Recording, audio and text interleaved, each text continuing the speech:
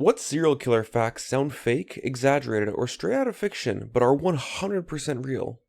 Albert Fish sent a letter to the mother of his victim, Grace Budd, describing what he did to her daughter. The letter is what got him caught because the envelope had a distinctive hexagonal logo from a private chauffeurs association, which police traced to a specific flophouse where a former member had left some stationery behind. Fish was 67 years old and looked like somebody's harmless grandfather. The detectives who read his full confession said it was the worst thing they'd ever encountered in their careers. Russian serial killer Andrei Chikatilo was under suspicion of a number of killings, but his blood type was type A, and the blood type found on the victims, from various bodily fluids, most notably semen, was type AB, so authorities discarded him as the perpetrator. Chikatilo had a rare, at the time unknown genetic condition that caused this difference. By the time he was brought to trial, he had killed over 50 women and children. Robert Durst, a real estate heir worth hundreds of millions, agreed to be interviewed for an HBO docuseries called The Jinx, while being linked to multiple murders. In the final episode, he forgot his mic was still on, went to the bathroom, and muttered to himself, "What the hell did I do?" Killed them all, of course. He was arrested the morning the episode aired. The Night Stalker, Richard Ramirez, went to the dentist because he had an impacted tooth. The police tracked his profile to the dentist, but didn't know who it was.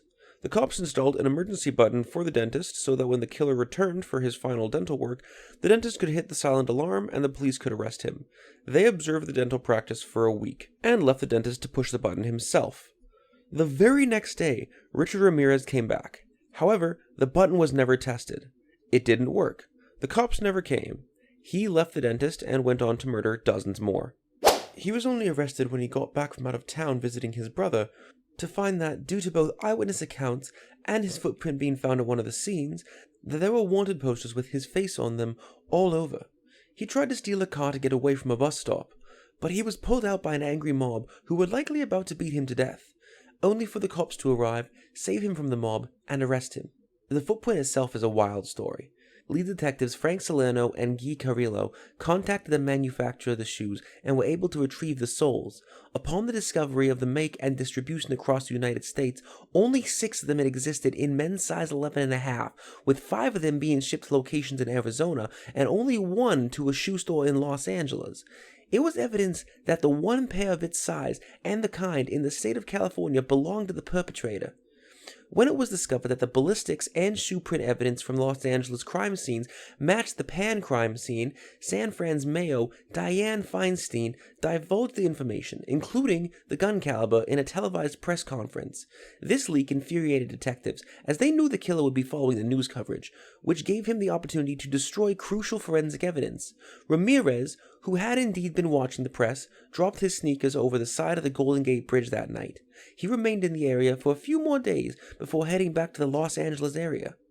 The fact that one of Dahmer's victims escaped, made it to the police, and then was returned to Dahmer because he told them that the 14-year-old was his lover and drunk. It's so much worse. Dahmer had drilled a hole in his head and poured acid into it.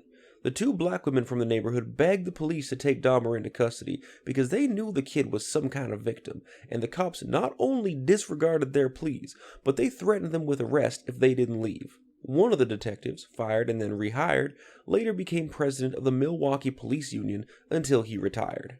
It gets even worse.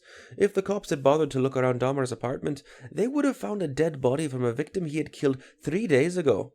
The whole case is honestly just a snowball of, but it gets worse, rolling down the hill. Ted Bundy escaped jail twice. The first time, he was representing himself in court in Aspen and said he needed to use an office with a small library. They left him alone in the office. He jumped out the second-story window and ran into the forest. He was caught 6 days later. He wasn't much of a mountain man. The second time he escaped was from the county jail in Glenwood Springs, Colorado. He lost a lot of weight so that he could escape through the air ducts, popped into the warden's apartment, changed into the warden's clothes, and walked out the door. The warden wasn't home. It was New Year's Eve and he was at a party. There was a serial killer known as the Phantom of Heilbronn. This serial killer operated for over 26 years and was linked to 40 cases. They spent so much time, energy, and money trying to catch her. Some of the crimes were horrific and very brutal. Come to find out, the Phantom didn't exist. And the phantom was trace DNA shed by an innocent female factory worker in Austria who packaged cotton swabs used by investigators. Besides this, making them look like Keystone cops, all the money and resources wasted. So many evil people were not charged, and many families had to wait for justice. And I'm sure many committed more crimes because they were cleared and were never suspected because the DNA didn't match. To me, that's crazy. Paul Bateson, a mid-70s serial killer who worked as a medical technician. When William Friedkin made the film version of The Exorcist, he wanted to use real medical technicians, not actors. In the hospital scenes where Regan is undergoing an angiography, Bateson is one of the techs who appeared in that movie. That's his voice telling Regan, "You're going to feel some pressure, don't move." Making it even stranger, Bateson's serial killing spree, targeting gay men during the mid-1970s, was partial inspiration for the controversial 1980s film Cruising, which was directed by William Friedkin. Rodney Alcala was on The Dating Game and won. The lady who picked him as the most eligible bachelor got freaked out by him once they met in person and backed out of the date, thank goodness. This is the same guy who got caught at the scenes of multiple brutal assaults, and the cops would just let him go. Robert Pickton was found with handcuff keys in his pocket that were used to uncuff his victims. Both were in hospital, and his charges were stayed because the woman was deemed too unreliable. He proceeded to murder more women after he was then released. During that violent struggle in March 1997, the woman said she slashed Pickton's jugular vein and was able to escape, flagging down a passing car for help. She had lost 3 liters of blood and had no pulse when she arrived at Royal Columbian Hospital with stab wounds to the upper chest, the abdomen, hands, and arms. The woman, who was then 30, remained unconscious in the hospital for 4 days. Pickton, who also lost 3 liters of blood that evening, drove himself to Eagle Ridge Hospital and was then transferred to Royal Columbian. The 2 stabbing victims were in separate operating rooms when a handcuff key was found in the pocket of Pickton's pants. It was taken to the woman's room and used to unlock the cuffs dangling from her wrists.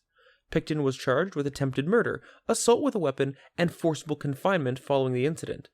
But the charges were eventually stayed because the Crown considered the woman too unstable to testify in the court at the time.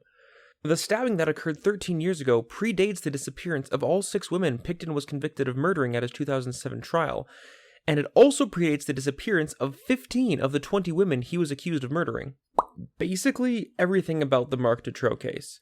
Like how his own mother wrote to the authorities that he was kidnapping girls and holding them prisoner, and they didn't do anything about it. How police, when they were finally forced to search his house, actually heard cries for help from the victims, but didn't try to find them. How 2 of his victims died while he was in jail for unrelated crimes, and nobody fed the girls he had imprisoned. How some videotapes found in his possession that supposedly held snuff videos were never looked at by police. How police again and again failed to bring him to justice. How, when he was finally caught, the people lost confidence in the willingness and ability of the state to do their job, and authorities reacted by firing the only person involved who actually had the trust of the public. How Dutroux managed to escape from custody for several hours despite being the most infamous prisoner in the country. And how investigators lied about having DNA tested. The list goes on. Marcel Petiot is known for killing at least 27 people during the Second World War in Paris, mostly Jewish people who thought he was a member of a secret network to help them move to Argentina. Even the Gestapo eventually noticed the multiple disappearances, so they sent a mole to try and dismantle this network, but their mole ended up being one of Petiot's victims. He killed his victims with a gas chamber he had built in his own house, and to which he had added a spy hole so he could watch his victims die. As he was a doctor, he injected them with a drug, saying that they were vaccines that were required for travel, before gassing them. His crimes were discovered in March 1944, 5 months before Paris got liberated, and he hid among the resistance with the alias Captain Valeri. He was finally caught when a Secret Service lieutenant goaded him by writing an article depicting him as a Nazi sympathizer. He was so offended, he sent a letter back to the newspaper, which published the article. The letter was easily traced right back to him. The 2 cases that stick out to me are Amelia Dyer and Harold Shipman. Amelia Dyer used the front of baby letting, which in 1800s London was common, where you give up your baby and paid a person to take care of it because you couldn't do so. Instead, though, Amelia stole the money and murdered the babies. The crazy part is the duration and body count, though. She got away with it for like 30 years, with an estimated count of over 400, making her one of the most prolific in my opinion. I think she only got caught because the police and people finally caught on to the deaths of all these children after she had them. As for Harold Shipman, he was a local general practitioner in the UK for about 20 years. He went unnoticed, even though his own staff questioned his death turnover. Not that he should have had a license, as he got caught stealing drugs in his early career, but still managed to keep his license. He only got caught because he got greedy with fraud and tried to alter the will of a patient.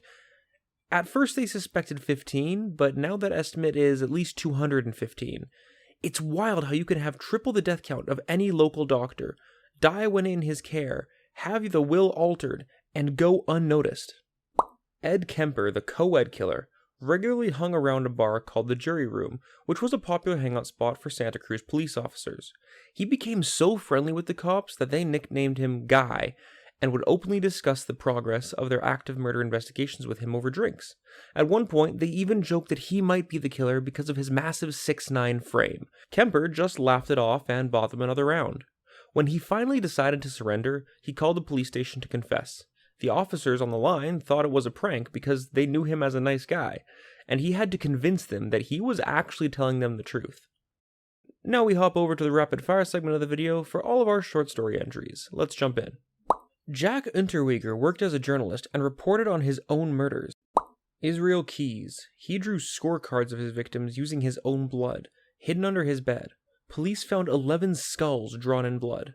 Dennis Rader, aka the BTK killer, was caught thanks to Microsoft Word. They recovered a Microsoft Word file off the disk that had his work credentials in its metadata. He also asked the cops if they'd be able to ID him from the disk. They said no, and he was deeply upset that they lied to him about that. Dennis Wilson of the Beach Boys knew Charles Manson and let the Manson family stay at his mansion and had recording sessions for him at his brother Brian Wilson's home studio. One of Ted Bundy's would-be victims survived due to her dad.